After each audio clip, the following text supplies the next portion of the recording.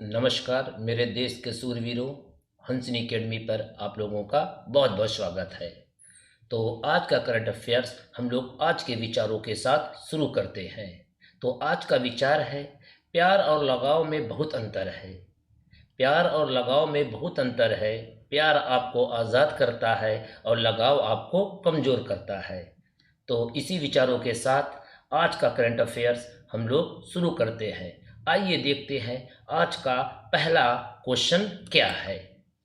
पहला क्वेश्चन है, भगवान बुद्ध की शयन मुद्रा में, शयन यानी सोते हुए या लेटे हुए मुद्रा में, विश्व की सबसे लंबी प्रतिमा का अनावरण कहाँ किया गया है। आपका विकल्प है बिहार, मध्य प्रदेश, उत्तर प्रदेश, उड़ीसा। इस प्रतिमा का अनावरण बिहार में किया गया है। कहाँ किया गया है? बिहार में। आइए इस प्रतिमा के बारे में थोड़ा और जान लेते हैं। यह प्रतिमा 100 फीट लंबी है और 30 फीट ऊंची है। ये याद रखिएगा, ये प्रतिमा लंबी है, ऊंचाई में नहीं पूछा मैंने, लंबाई में पूछा है। अगर ऊंचाई में पूछे कि विश्व की सबसे ऊंची प्रतिमा तो स्टेचू ऑफ यूनिटी है। अगर पूछे विश्व की सबसे लंबी प्रतिमा, भगवान बुद्ध की है। कहाँ है? बिहार में। विश्व की सबसे ऊंची प्रतिमा स्टेचू ऑफ यूनिटी कहाँ है? गुजरात में। और ये किसकी मूर्ति है? सरदार वल्लभ भाई पटेल की, जो हमारे देश के पहले गृह मंत्री थे। चलिए अब अगला क्वेश्चन हम लोग देखते हैं। हाल ही में इंटरनेशनल इलेक्शन विजिटर प्रोग्राम 2022 का आयोजन किसने किया है? आपका विकल्प है उच्चतम न्यायालय, हाई कोर्ट, चुनाव आयोग, जनसंख्या आयोग। तो इसका आयोजन किया है चुनाव आयोग ने। इस चुनाव आयोग ने इस प्रोग्राम को आयोजित किया है। आइए कुछ हम लोग संविधान से रिलेटेड कुछ इंपॉर्टेंट फैक्ट देख लेते हैं। जैसे 61वें संविधान संशोधन 1989 के द्वारा मत देने की उम्र 21 वर्ष से घटाकर 18 वर्ष की गई। कहने का तात्पर्य यह है कि 1989 से पहले हमारे देश में वोट देने की उम्र 21 वर्ष थी, जिसे हमारे संविधान संशोधन करके, और कौन सा संशोधन? 61वां, 61। एग्जाम में कई बार आया है कि मतदान की उम्र 21 वर्ष से घटाकर 18 वर्ष किस संशोधन के द्वारा की गई? तो आपका आंसर है 61वां। अगर पूछे किस सन में की गई तो 1989 में की गई। इस समय हमारे देश के मुख्य चुनाव आयुक्त यानी चीफ इलेक्शन कमीशन कौन है? सुशील चंद्रा है। और प्रथम मुख्य चुनाव आयुक्त कौन थे? सुकुमार सेन। हमारे देश के प्रथम chief election commission Sukumar Sen थे, पुरुषों में। अगर पूछें कि वुमेन में कौन था फर्स्ट चीफ इलेक्शन कमीशन, तो उनका नाम था वी.एस. रमा देवी। कौन थी पहली महिला मुख्य चुनाव आयुक्त? वी.एस. रमा देवी। चलिए हम लोग नेक्स्ट क्वेश्चन की ओर बढ़ते हैं। तीसरा क्वेश्चन क्या है? भारत ने BBIN मोटर वाहन समझौते को लागू करने के लिए कितने देशों के साथ समझौता किया है? 3 देश, 4 देश, 5 देश, 2 देश। तो भारत ने 3 देशों के साथ, आइए यहाँ पे देखते हैं, भारत ने 3 देशों के साथ समझौता किया है। अगर भारत को भी शामिल कर ले तो इसमें 4 देश हो जाएंगे। यानी BBIN कितने देशों का है? 4 देशों का। ये BBIN का जो नाम है, इसी में देशों का नाम भी छिपा है। B से बांग्लादेश, दूसरे वाले B से भूटान, I से इंडिया और N से नेपाल। तो आपको देश का नाम भी याद हो गया है। चलिए आगे बढ़ते हैं हम लोग। अब झरोखा उत्सव, कौन सा उत्सव? झरोखा उत्सव किस मंत्रालय ने हाल ही में शुरू किया है? आपका विकल्प है संस्कृति मंत्रालय, कपड़ा मंत्रालय, उपरोक्त दोनों या पर्यटन मंत्रालय। तो आपका आंसर है उपरोक्त दोनों। झरोखा उत्सव संस्कृति मंत्रालय व कपड़ा मंत्रालय ने मिलकर शुरू किया है। झरोखा उत्सव का पहला कार्यक्रम भोपाल में आयोजित किया जाएगा। कहाँ आयोजित किया जाएगा? क्योंकि ये कई राज्यों में आयोजित होगा, लेकिन इसका पहला जो कार्यक्रम है वो भोपाल में आयोजित किया जा रहा है। ये झरोखा उत्सव मनाने का क्या मकसद है? तो यह पारंपरिक हस्तशिल्प, हथकरघा और कला संस्कृति का उत्सव है। इसमें हमारे देश में जो भी हमारी संस्कृतियां हैं, हाथों से बने जो भी वस्तु है, उसका जो है उत्सव मनाया जा रहा है। चलिए आगे बढ़ते हैं। 5वां क्वेश्चन, दक्षिण कोरिया के नए राष्ट्रपति कौन बने हैं? आपका विकल्प है Kim Jong Yu, Yoon Suk Yeol, Dong Kim, Yu Fin सी। तो आपका आंसर है यून सुक योल जो है दक्षिण कोरिया के नए राष्ट्रपति बने हैं। तो दक्षिण कोरिया के प्राइम मिनिस्टर कौन है? इनका नाम है किम बू क्यूम। राष्ट्रपति यून सुक योल और प्राइम मिनिस्टर किम बू यूक है। वेरी वेरी इंपॉर्टेंट, इसको आप लोग इंपॉर्टेंट करके लिख लीजिएगा कि 38 या 38वीं समानांतर रेखा किन दो देशों के बीच है? उत्तर कोरिया और दक्षिण कोरिया। मैं आपको जानकारी के लिए बता दे रहा हूं कि उत्तर कोरिया और दक्षिण कोरिया पहले एक था, जैसे भारत और पाकिस्तान एक था। भारत पाकिस्तान के बीच रेड क्लिफ लाइन है, भारत अफगानिस्तान के बीच डूरन लाइन है, ठीक है। अमेरिका और कनाडा के बीच 49वीं समानांतर रेखा है। उसी तरह उत्तर कोरिया और दक्षिण कोरिया के अलग हो जाने के बाद इन दो देशों के बीच 38वीं समानांतर रेखा खींची गई है। कौन सी 38वीं समानांतर रेखा खींची गई है? काफ़ी अच्छा क्वेश्चन है। चलिए आगे बढ़ते हैं। छठा क्वेश्चन क्या है?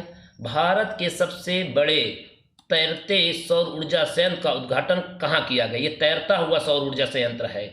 आपका विकल्प है अलप्पुझा, एर्नाकुलम, मंगलुरु, थूथुकुडी। तो आपका आंसर है थूथुकुडी। इसका उद्घाटन तमिलनाडु का एक जिला है थूथुकुडी जिला में इसका उद्घाटन किया गया है। अगर पूछे भारत का सबसे बड़ा सोलर पार्क, याद रखिएगा कहाँ है? गुजरात के कच्छ के रण में स्थापित किया गया ये सोलर पार्क है, भारत का सबसे बड़ा सोलर पार्क। और अगर पूछे कि तैरता हुआ भारत का सबसे बड़ा सौर ऊर्जा संयंत्र थूथुकुडी में है। चलिए अगला क्वेश्चन क्या है? सातवां क्वेश्चन, टीकाकरण अभियान मिशन इंद्रधनुष के तहत संपूर्ण टीकाकरण का लक्ष्य हासिल करने वाला कौन सा राज्य प्रथम है? आपका विकल्प है बिहार, मध्य प्रदेश, उड़ीसा, उत्तर प्रदेश। तो आपका आंसर है उड़ीसा। क्या है? उड़ीसा। उड़ीसा राज्य प्रथम है। मिशन इंद्रधनुष चलाया कब गया था? तो यह वर्ष 2014 में चलाया गया था। इसका नाम जो है इंद्रधनुष क्यों रखा गया? जैसे इंद्रधनुष में 7 कलर होते हैं, तो इस टीकाकरण के माध्यम से 7 बीमारियों को दूर किया जाएगा। वो कौन कौन सी बीमारियां हैं? डिप्थीरिया, बलगम, टिटनेस, बलगम का आप काली खांसी, पोलियो, तपेदिक, खसरा और हेपेटाइटिस को के लिए टीका लगेगा। चलिए आगे बढ़ते हैं।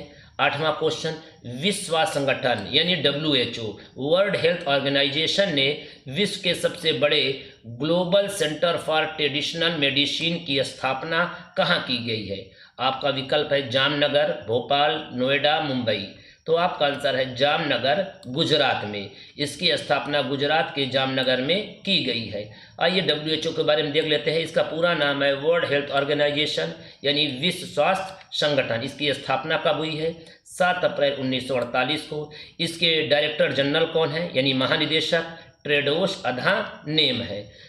वर्ल्ड हेल्थ डे कब मनाया जाता है यानी विश्व स्वास्थ्य दिवस? 7 अप्रैल को। इसका WHO का हेडक्वार्टर कहाँ है? जनेवा में है। चलिए आगे बढ़ते हैं 9वें क्वेश्चन की ओर। 9वां क्वेश्चन है, शिक्षा मंत्रालय ने किसके साथ मिलकर भारत में कन्या शिक्षा प्रवेश उत्सव अभियान को लॉन्च किया है? तो आपका विकल्प है यूनिसेफ, यूनेस्को, नाटो, सार। तो आपका आंसर है यूनेस्को। यूनेस्को के साथ शिक्षा मंत्रालय ने जो है यह अभियान चलाया है। इसका उद्देश्य क्या है? 11 से 14 वर्ष की आयु की लड़कियों को स्कूल में पढ़ने के लिए प्रेरित करना। इस समय यूनिसेफ के DG कौन है? डायरेक्टर जनरल यानी महानिदेशक कैथरीन रसेल है। चलिए अब हम लोग आगे बढ़ते हैं। राष्ट्रीय युवा संसद महोत्सव का 3रा संस्करण कहाँ आयोजित किया गया है?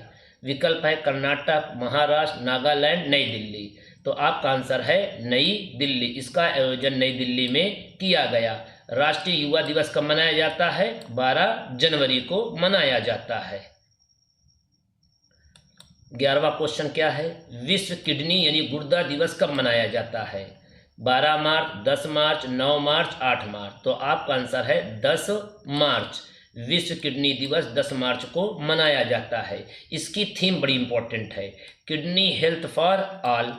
किडनी की कार्यात्मक इकाई क्या है? नेफ्रॉन। वेरी वेरी इंपॉर्टेंट, कई बार एग्जाम में पूछा है कि किडनी की कार्यात्मक इकाई क्या है? नेफ्रॉन। अगर हिंदी में बात करें तो विक्राणु बोलते हैं।